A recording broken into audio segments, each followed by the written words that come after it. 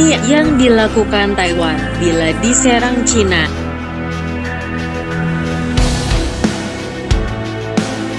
Ketegangan antara Cina dengan Taiwan kian memanas, dan ancaman invasi dari negeri panda kini semakin nyata.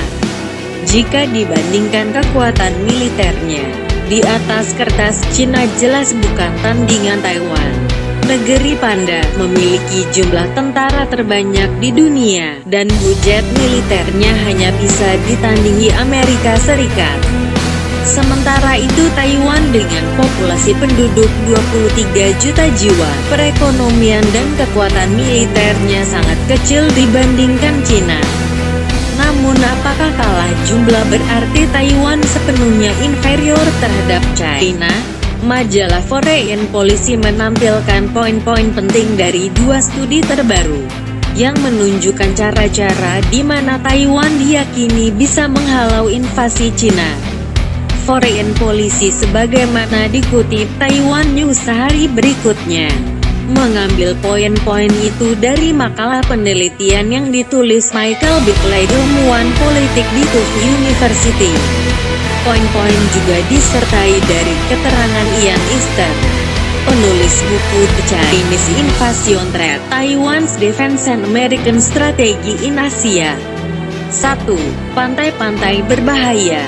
Di Taiwan, musuh utama Cina adalah kelangkaan pantai besar di Taiwan yang bisa didarati kendaraan amfibi. Hanya ada 13 pantai seperti itu di Taiwan, dan semuanya telah disiapkan dengan skenario peperangan. Easton mengatakan, pasokan cadangan lain juga bisa dikerahkan seperti jaring kawat, pagar kawat berduri, ranjau darat, tembok anti-tank, rintangan anti-tank, paku bambu, pohon yang ditebang, kontainer barang, dan mobil rongsokan. 2. Selat Taiwan yang berbahaya. Musuh alami lain yang akan dihadapi Cina adalah Selat Taiwan yang berbahaya.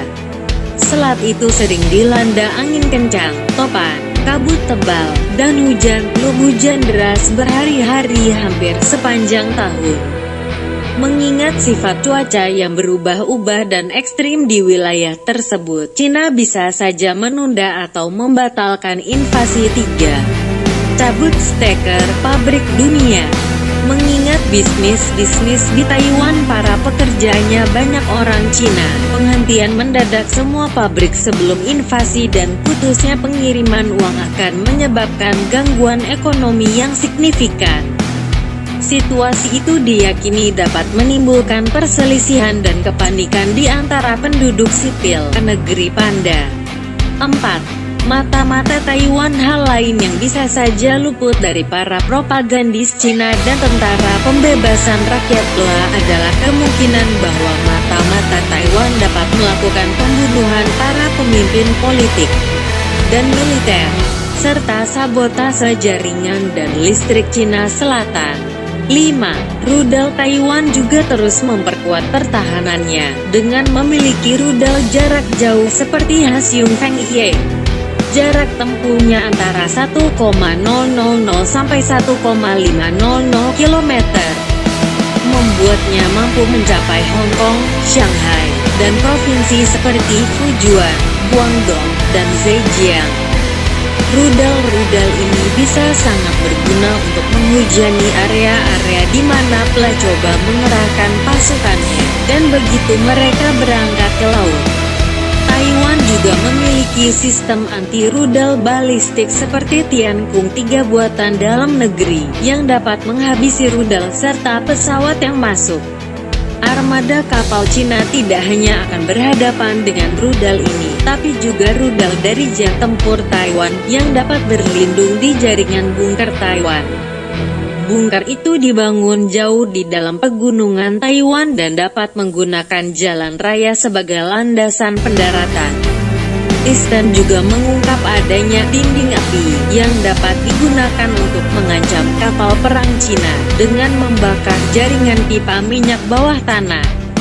6. Umpan Angkatan Udara Cina diprediksi akan sulit bergerak karena umpan yang tak terhitung jumlahnya akan dikerahkan di seluruh negara pegunungan itu untuk membingungkan penargetan mereka. Artikel itu mengutip tingkat keberhasilan yang rendah dalam menargetkan peluncur rudal dari koalisi pimpinan Amerika Serikat selama Perang Teluk tahun 1990 sampai tahun 1991, dan rentetan pengeboman 78 hari oleh NATO terhadap peluncur rudal Serbia. 7. Peperangan asimetris. Artikel tersebut juga menjabarkan bagaimana peperangan bisa dilakukan secara asimetris. Contohnya saat Cina menggunakan senjata berbiaya rendah di penghancur kapal induk Dongfeng 21D untuk mengusir kapal induk Amerika Serikat. Begitupun dengan pasukan Taiwan dapat menggunakan supersonik Hisung Feng IE untuk memberi ancaman serius ke kapal induk Cina Liaoning. Untuk memperkuat kemampuan tempur asimetrisnya, pendanaan untuk pertahanan Taiwan ditingkatkan untuk membangun armada drone baru, termasuk drone Pengyun yang dapat menembakkan rudal AGM-114 Hellfire buatan Amerika Serikat.